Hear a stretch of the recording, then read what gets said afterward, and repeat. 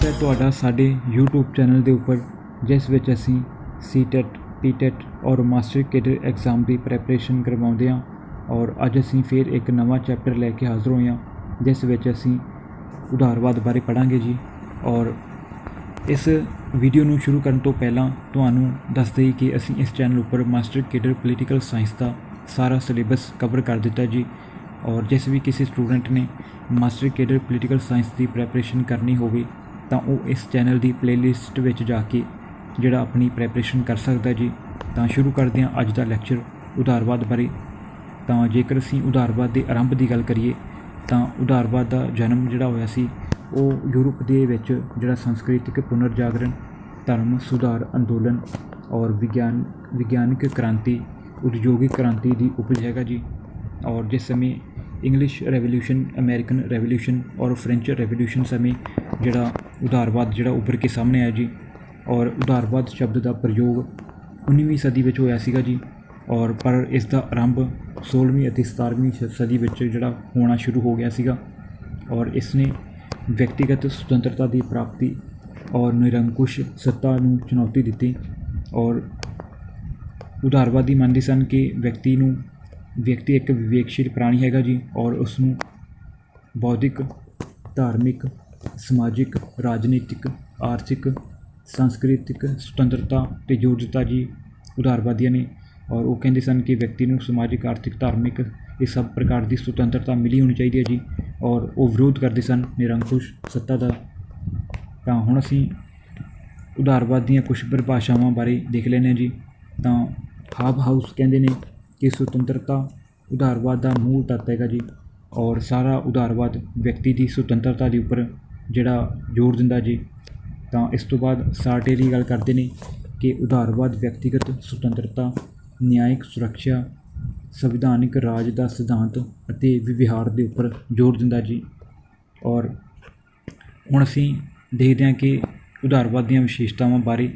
तो उदारवाद धर्मनिरपेख राज ते बल दिंदा जी। और इस तो इलावा लोकतंत्रिक पद्धति का समर्थन करता जी।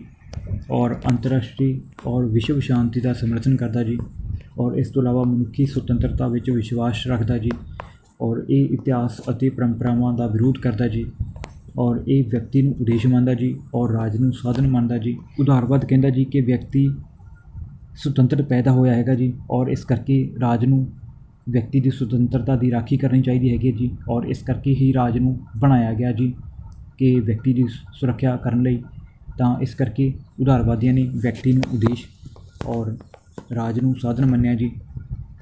और इस तो इलावा शासन की दुरवरतों करन दा विरोधी है जी उदारवादी। और ये कानून की प्रधानता विच विश्वास रखते हैं। और वो कहते हैं कि हर एक फैसला कानून की नज़र विच ही जिहड़ा होना चाहिए जी।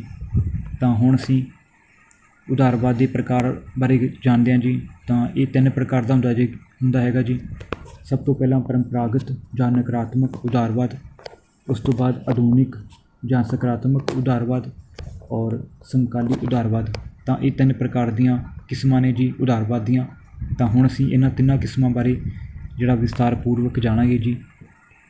तो सब तो पहला परंपरागत जां नकारात्मक उदारवाद बारे पढ़ांगे जी।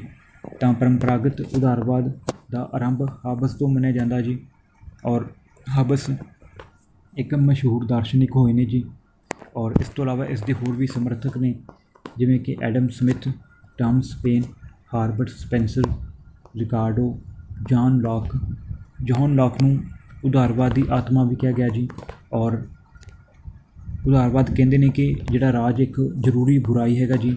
और राज क्योंकि राज का जिहड़ा मुख्य उद्देश्य हैगा जी व्यक्ति की सुतंत्रता की राखी करनी। इस करके जिहड़ा पर राज नूं ज़्यादा शक्तियां देने के हक विच नहीं हैं जी। तो इस करके वो राज नूं एक जरूरी बुराई मानते हैं जी। और इस तो इलावा आर्थिक समाजिक खेत्र विच राज की सीमित भूमिका दे उपर जोर दिंदे ने जी उदारवादी। असीमित सुतंत्रता विच विश्वास रखते हैं, व्यक्ति की असीमित सुतंत्रता दे विच विश्वास रखते हैं उदारवादी। वो कहते हैं कि व्यक्ति नूं जिहड़ा कुदरती अधिकार मिले हुए ने जी। तो और इस करके जिहड़ा व्यक्ति हैगा जी वो पहलां दा बनिया हैगा और जिहड़ा राज नूं बाद विच होद विच आया हैगा। इस करके वो राज दे ਰਾਜ ਨੂੰ ਜਿਹੜਾ ਵਿਅਕਤੀ ਦੀ ਸੁਤੰਤਰਤਾ ਦੇ ਵਿੱਚ ਕੋਈ ਵੀ ਦਖਲ ਅੰਦਾਜ਼ੀ ਕਰਨ ਤੋਂ ਜਿਹੜਾ ਮਨਾ ਕਰਦੇ ਨੇ ਜੀ।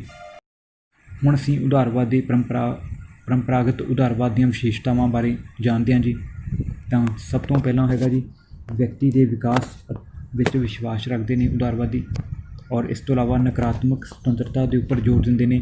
ਉਹ ਕਹਿੰਦੇ ਨੇ ਕਿ ਉਦਾਰਵਾਦੀ ਕਹਿੰਦੇ ਨੇ ਕਿ ਵਿਅਕਤੀ ਨੂੰ ਹਰ ਪ੍ਰਕਾਰ ਦੀ ਸੁਤੰਤਰਤਾ ਮਿਲੀ ਹੋਣੀ ਚਾਹੀਦੀ ਹੈ ਜੀ। ਉਹ ਵਿਅਕਤੀ ਨੂੰ ਕਿਸੇ ਵੀ ਕੰਮ ਨੂੰ ਕਰਨ ਦੀ ਆਜ਼ਾਦੀ ਹੋਣੀ ਚਾਹੀਦੀ ਹੈ ਜੀ, ਚਾਹੇ ਉਹ ਜਿੰਨਾ ਵੀ ਮਰਜ਼ੀ ਬੁਰਾ ਕਿਉਂ ਨਾ ਹੋਵੇ ਜੀ। ਇਸ ਕਰਕੇ ਜਿਹੜੇ ਉਦਾਰਵਾਦੀ ਪਰੰਪਰਾਗਤ ਉਦਾਰਵਾਦੀ ਨਕਾਰਾਤਮਕ ਸੁਤੰਤਰਤਾ 'ਤੇ ਜ਼ੋਰ ਦਿੰਦੇ ਨੇ ਜੀ। ਔਰ ਇਸ ਤੋਂ ਇਲਾਵਾ ਕੁਦਰਤੀ ਅਧਿਕਾਰਾਂ ਵਿੱਚ ਵਿਸ਼ਵਾਸ ਰੱਖਦੇ ਨੇ, ਔਰ ਇਸ ਤੋਂ ਇਲਾਵਾ ਆਰਥਿਕ ਖੇਤਰ ਵਿੱਚ ਦਖਲ ਅੰਦਾਜ਼ੀ ਨਹੀਂ ਕਰਨਾ ਚਾਹੁੰਦੇ ਜੀ। ਉਹ ਕਹਿੰਦੇ ਨੇ ਕਿ ਸਾਡੇ ਵਿਅਕਤੀ ਦੇ ਆਰਥਿਕ ਖੇਤਰ ਵਿੱਚ ਦਖਲ ਅੰਦਾਜ਼ੀ ਜਿਹੜੀ ਰਾਜ ਨੂੰ ਨਹੀਂ ਕਰਨੀ ਚਾਹੀਦੀ।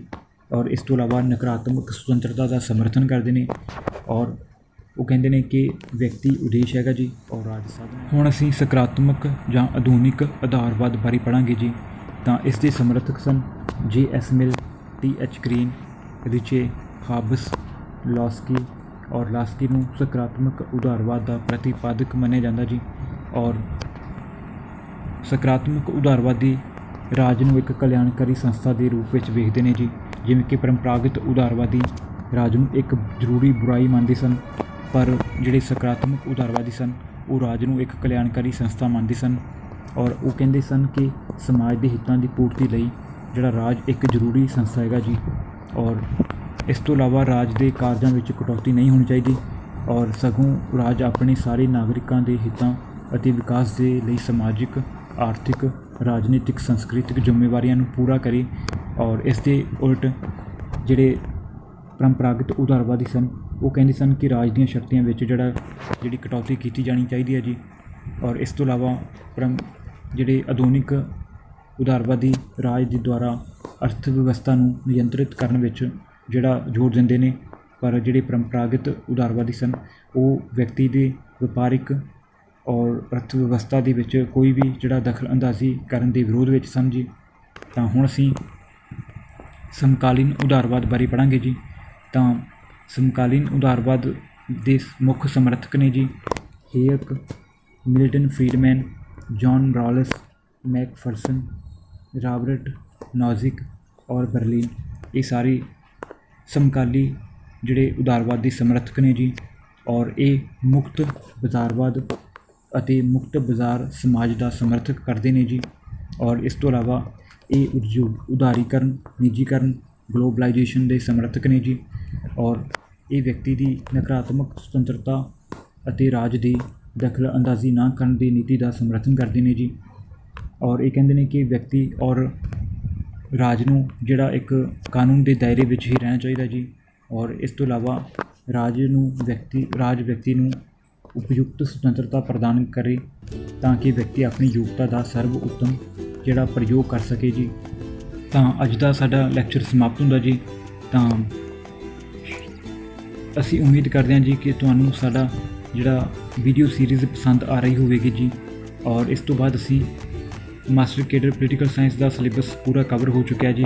ਔਰ ਇਸ ਤੋਂ ਬਾਅਦ ਅਸੀਂ ਮਾਸਟਰ ਕੇਡਰ ਸੋਸ਼ਲ ਸਾਇੰਸ ਦੇ ਜਿਹੜੇ ਵੀਡੀਓ ਅਪਲੋਡ ਕਰਾਂਗੇ ਜੀ।